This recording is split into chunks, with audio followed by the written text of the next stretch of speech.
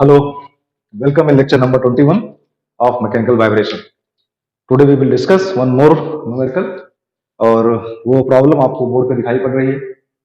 हमेशा की तरह हमें ये जो सिस्टम दिखाई पड़ रहा है ये अनडैम्प्ड फ्री वाइब्रेशन का सिस्टम है, क्योंकि इसमें किसी तरह का कोई डैम्पर नहीं लगा है और किसी तरह से एनर्जी का इसमें ना तो सिस्टम से बाहर आना है ना बाहर से अंदर जाना है, तो इसलिए हमारा फ्री वाइब्रेशन का केस है। ठीक है, और फ्री वाइब्रेशन के केस में जब हम फ्रीक्वेंसी निकालते हैं तो उसी फ्रीक्वेंसी को हम नेचुरल फ्रीक्वेंसी कहते हैं। तो ये सिस्टम है और प्रॉब्लम वही है कि इस सिस्टम का हमें नेचुरल फ्रीक्वेंसी कैलकुलेट करना है। आप यहां देख सकते हैं कि एक हमारे पास है, ये सिलेंड्रिकल रोलर है। This is a cylindrical roller, cylindrical roller जिसका मास m है और रेडियस r है और ये हॉरिजॉन्टल सरफेस पे है। इसके सेंटर से एक स्प्रिंग अटैच की गई है जो कि वर्टिकल वॉल से फिक्स किया गया है और इस वक्त हमारा सिलेंड्रिकल रोलर रेस्ट कंडीशन में है। रेस्ट कंडीशन में होने का क्या मतलब हुआ कि जो ये स्प्रिंग है, ये स्प्रिंग अपनी इनिशियल लेंथ पे है। स्प्रिंग में किसी भी तरह का कोई स्टैटिक डिफ्लेक्शन दिखाई नहीं पड़ रहा है। दैट्स वाई ये अपनी जो भी इसकी रेस्ट पोजीशन है उस पर मेंटेन है। अगर इस सिस्टम को, इस रोलर को थोड़ा सा रोटेट करके आगे ले जाएं और छोड़ दें तो छोड़ने के बाद ये रोलर स्प्रिंग की वजह से वापस आएगा और मीन पोजीशन को ओवरशूट करेगा।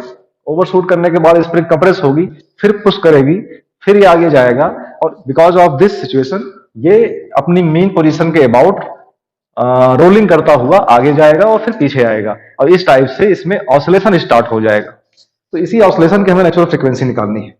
थोड़ा सा एक स्पेशल केस है, क्योंकि इस केस को अगर आप ध्यान से देखें तो ये जो आपके सिलेंड्रिकल का जो सिलेंड्रिकल रोलर है, इसमें जो मोशन हो रहा है वो मोशन प्योर रोलिंग का है। This motion is pure rolling, pure rolling.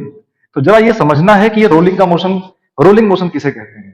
तो जरा एक एग्जांपल से समझते हैं, फिर देखते हैं कि इसका किस मेथड से सॉल्व करते हैं। सपोज दैट हमारे पास एक सिलेंड्रिकल रोलर है या डिस्क है इस टाइप से, और इसको हमने किसी O पॉइंट पर फिक्स कर दिया है। जैसे आपका फैन है उस टाइप से ये एक पॉइंट के अबाउट फिक्स है और ये ऐसे घूम रहा है ना। तो इस तरह के मोशन को हम लोग कहते हैं rotational motion, pure rotational. This is known as rotational motion, कि एक ही पॉइंट पे ये बॉडी क्लॉकवाइज या एंटी क्लॉकवाइज घूम सकती है, जैसे आपका फैन है। तो इसको कहते हैं रोटेशनल मोशन। मींस ये जो पॉइंट O है ये पॉइंट अपनी पोजीशन को छोड़ेगा नहीं, इसी पोजीशन पे रोटेट करेगा। एक मोशन ऐसा भी हो सकता है कि जिसमें ये आपका जो व्हील है, ये जो मास है, इस व्हील का मास यहाँ पे m था, इसका मास भी यहाँ पे m है। ये मास रोल करता हुआ आगे बढ़े। जैसे हमारी साइकिल है, जब साइकिल चलाते हैं तो साइकिल का जो सेंटर है, सेंटर O, वो भी आगे की तरफ बढ़ता है। ठीक है ना। तो अगर देखा जाए तो उसमें जो पॉइंट O का मोशन है वो लीनियरली आगे बढ़ रहा है, तो इसको बोल रहे हैं ट्रांसलेशनल मोशन। ट्रांसलेशनल मोशन है ना। तो साइकिल के पहिए में ना तो अकेला ये होता है ना तो अकेला ये होता है। साइकिल के पहिए में क्या होता है, इन दोनों का कॉम्बिनेशन है। अगर इन दोनों को प्लस कर दिया जाए तो हमें एक मोशन ऐसा मिलता है, एक साइकिल का पहिया मिलता है और उस व्हील पे दोनों तरह का मोशन दिखाई पड़ता है। इसमें कौन सा मोशन है, ये सपोज दैट एंगुलर मोशन है, ये एंगुलर मोशन है, इसका एंगुलर स्पीड मान लेते हैं ओमेगा है।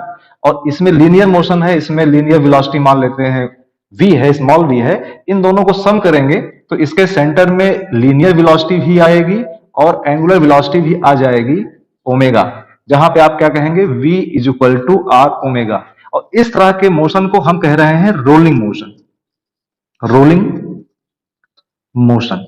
तो अगर इसको इससे कंपेयर करें तो this figure is same like this.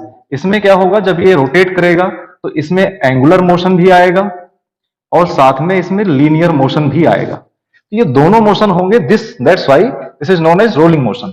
अच्छा, प्योर क्यों कह रहे हैं? प्योर इसलिए कह रहे हैं कि ये सरफेस पे स्लाइड नहीं कर रहा है, रोल करता हुआ आगे बढ़ रहा है। स्लाइडिंग मोशन किसे कहते हैं? जब आप साइकिल में ब्रेक लगा देते हैं तो जो आपका पहिया हर रोड पे स्किड करता है तो वो स्लाइडिंग मोशन हो गया, लेकिन ये रोल करता हुआ बढ़ रहा है। ठीक है, तो इसका मतलब ये हो गया कि सिस्टम में rotational plus translational is equal to rolling motion. ठीक, अब इसी के हमें नेचुरल फ्रीक्वेंसी निकालनी है। तो फ्रीक्वेंसी निकालने के लिए हम लोग यहाँ पे एनर्जी मेथड का यूज करेंगे, जैसा कि कई क्वेश्चंस में देख चुके हैं, बहुत सिंपल पड़ता है इसलिए। तो हम लोग यहाँ पे एनर्जी मेथड की बात करने वाले हैं, है ना, by energy method. By energy method. अच्छा, जब एनर्जी मेथड की बात करते हैं तो एनर्जी मेथड क्या है कि for a isolated system total energy of the system will be constant. इस सिस्टम में जितनी भी एनर्जी है, टोटल एनर्जी है, वो हमारी कांस्टेंट दिखाई पड़ेगी at any instant. At any instant कभी भी देखा जाए तो आप क्या कहते हैं कि total energy will be constant. तो अब जब फिर से देखेंगे टोटल एनर्जी क्या क्या हो सकती है। पहले देखें इस रोलर का, जिसका मास m है, रेडियस r है। तो इसमें दो तरह का मोशन होता है। इस मोशन को हमने दो पार्ट में ब्रेक किया। तो एक पता चला रोटेशनल मोशन है और एक आपका इसमें ट्रांसलेशनल मोशन है। तो रोटेशनल मोशन होगा तो इसमें इसकी वजह से एक काइनेटिक एनर्जी होगी, ट्रांसलेशनल मोशन होगा तो उसकी वजह से काइनेटिक एनर्जी होगी। दोनों काइनेटिक एनर्जी का सम क्या होगा, इस बॉडी का काइनेटिक एनर्जी होगा। तो रोटेशनल काइनेटिक एनर्जी का फॉर्मूला हम लोगों ने पढ़ा हुआ है हाई स्कूल इंटरमीडिएट में, that is half I omega square. अब देखते हैं ओमेगा क्या है। पहले यहाँ पे मोशन देखा जाए, ठीक है। अगर मोशन की बात किया जाए तो ये अभी यहां पे अपनी मीन पोजीशन पे है। This is the mean position of the roller. किसी इंस्टेंट टाइम टी पे हमने माना कि ये जो पॉइंट ओ है, ये पॉइंट ओ यहां से एक्स डिस्टेंस आगे आ चुका है एट टाइम टी। किसी टाइम टी पर ये इतना आगे आ चुका होगा, ठीक है।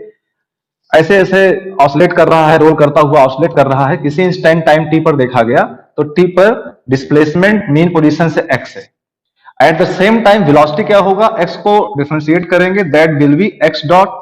At the same time acceleration क्या होगा, that will B x double dot. ऐसा हम सीख चुके हैं कई बार।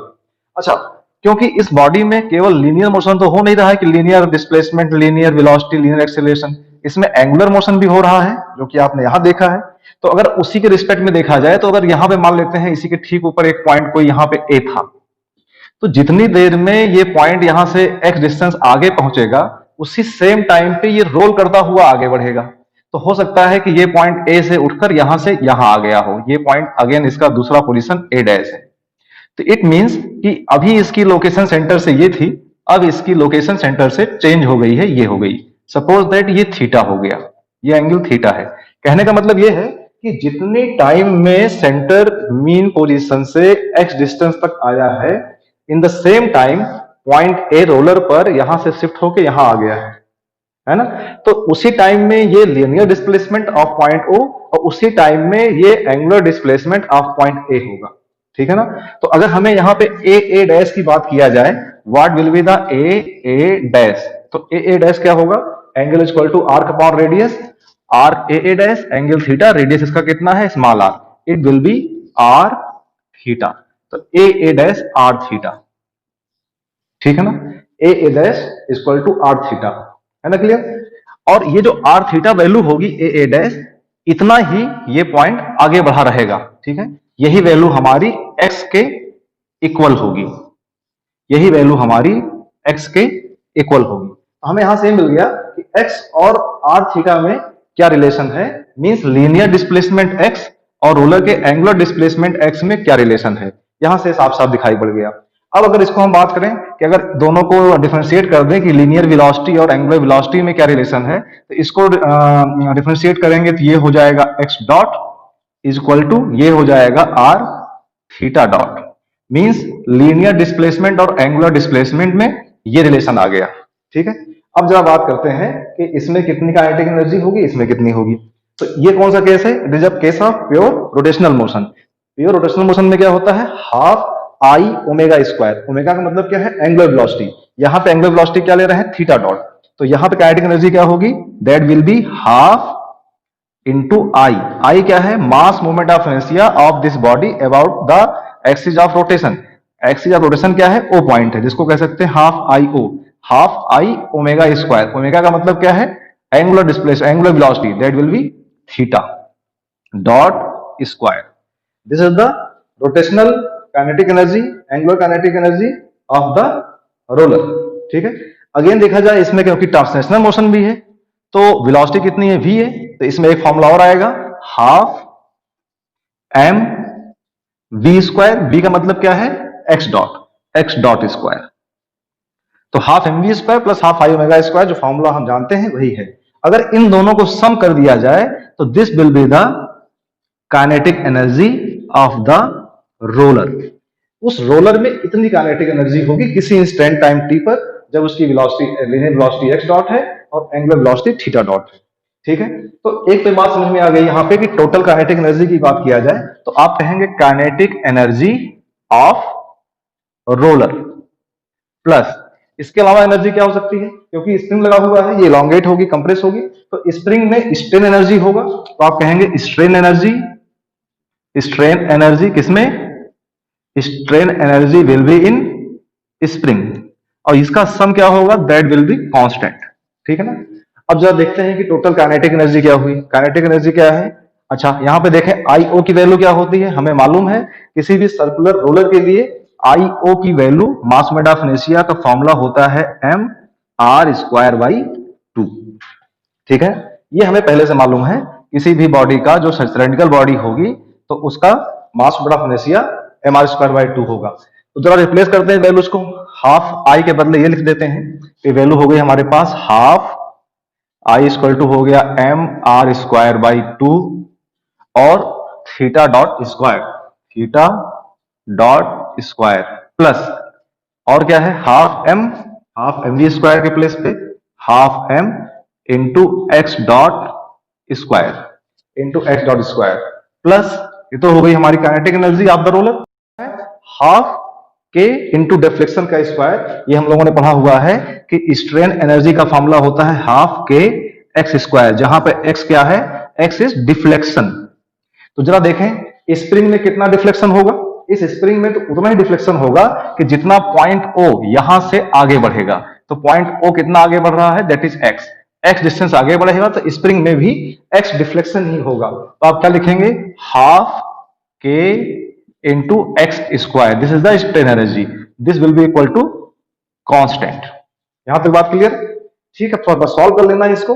दो टर्म है, दो वेरिएबल दिखाई पड़ रहे हैं थीटा और एक्स, तो इसको हमें थीटा को एक्स में या एक्स को थीटा में रिप्लेस कर लें बाय दिस रिलेशन। ठीक है, तो ज्यादा इजी है कि थीटा को रिप्लेस कर लेते हैं। तो यहां पे दिखाई क्या पड़ रहा है? That will be M by 4 into R square into theta को अगर रिप्लेस करते हैं तो एक्स डॉट बाई आर होगा, तो ये हो जाएगा x dot square by r square plus half m x dot square plus half k x square equal to constant. ठीक है, यहां से देखा जाए कैंसिल आउट हो रहा है, r square will be cancel out और हमें मिलेगा m by 4 x dot square m by 2 x dot square. इन दोनों को सॉल्व कर लेते हैं। ठीक है, यहां 2 से मल्टीप्लाई कर दें तो ये हो जाएगा 3m by 4 x dot square plus half k x square is equal to constant. ठीक है, यहां पे कहना है कि differentiate with respect to time. इसी इक्वेशन को क्या करें? Differentiate with respect to time. ठीक है, अगर इसके रिस्पेक्ट में डिफरेंशिएट करते हैं तो क्या आएगा? It will come 3m by 4 into 2x dot, एक बार दोबारा करेंगे x double dot plus half के 2x, एक बार फिर दोबारा करेंगे तो x डॉट, और कांस्टेंट का डिफरेंशियल क्या होगा? 0। ठीक है, यहां से देखा जाए काफी कुछ कैंसिल आउट होता हुआ दिखाई पड़ेगा, तो आपको दिखाई पड़ेगा कि x डॉट कैंसिल आउट हो रहा है। ठीक है, और इस 2 से ये 2 कैंसिल आउट हो रहा है। ठीक, और यहां देखा जाए तो ये 2 से यहां 2 आ गया। थोड़ा सा सॉल्व कर लेते हैं इसको, तो इस तरीके से दिखाई पड़ेगा कि x डबल डॉट और इस 2 को इधर ले जाते हैं प्लस 2 के 3m को इधर ले जाते हैं 3 के m into X dot is equal to 0। This is the formula. ये हमारी डिफरेंशियल इक्वेशन आई है, differential equation of motion for this system. This is the differential equation of motion for this system. अच्छा, हम जानते हैं कि एसएचएम की इक्वेशन क्या होती है? एसएचएम की डिफरेंशियल इक्वेशन क्या होती है? ये होती है y डबल डॉट प्लस आपको याद होगा omega N square into Y is equal to 0। N ना लिखा जाए अभी, है ना। ये जनरल इक्वेशन है ऑफ सिंपल हार्मोनिक मोशन, जिसको हमने पिछले कई लेक्चर्स में प्रूफ किया हुआ है। ठीक है, तो इसको अगर इससे कंपेयर किया जाए तो इसी फॉर्मेट में है, तो इसको भी कहेंगे कि एसएचएम की मोशन होगी। अगर इन दोनों को कंपेयर किया जाए तो यू विल गेट, क्या मिलेगा भाई? हमें नेचुरल फ्रीक्वेंसी मिलेगी, हमें मिलेगा क्या कि omega square will B 2k/3m, या यूं कहें कि ओमेगा विल बी √2k/3m। अच्छा, क्योंकि सिस्टम अनडैम्प्ड है, फ्री है, तो अनडैम्प्ड फ्री वाइब्रेशन में जो फ्रीक्वेंसी होती है उसी को हम लोग नेचुरल फ्रीक्वेंसी कहते हैं। इसीलिए यहां n लगा रहे हैं। n का मतलब क्या है? Natural. This is known as natural frequency of the given system. तो ये हमारे पास नेचुरल फ्रीक्वेंसी का फॉर्मूला ड्राइव हो गया। तो इसमें कोई प्रॉब्लम नहीं आनी चाहिए। एनर्जी मेथड से हम लोग कई बार ऐसा काम करते हैं। हाँ, एक स्पेसिफिक बात जरूर बतानी है कि एनर्जी मेथड हम तभी तक लगा सकते हैं जब तक हमारे पास सिस्टम अनडैम्ड हो, तभी तक। अनडैम्ड होने का मतलब एनर्जी का डेसिपेशन ना हो, एनर्जी बाहर ना जा रही हो, एनर्जी अंदर ना आ रही हो। जब हमारा सिस्टम डैम्ड हो जाएगा या फोर्स वाइब्रेशन हो जाएगा, तब ये कांस्टेंट नहीं रहेगा, क्योंकि अनडैम्ड होने में सिस्टम से एनर्जी रिलीज होगी और फोर्स वाइब्रेशन जब होगा तो हम सिस्टम को एनर्जी दे रहे होंगे। तो उन दोनों केसेस में एनर्जी मेथड एप्लीकेबल नहीं होगा। तो एनर्जी मेथड को केवल हम अनडैम्ड वाइब्रेशन में ही यूज कर सकते हैं। ठीक है, मुझे लगता है सब समझ में आया होगा। Thank you so much. Best wishes.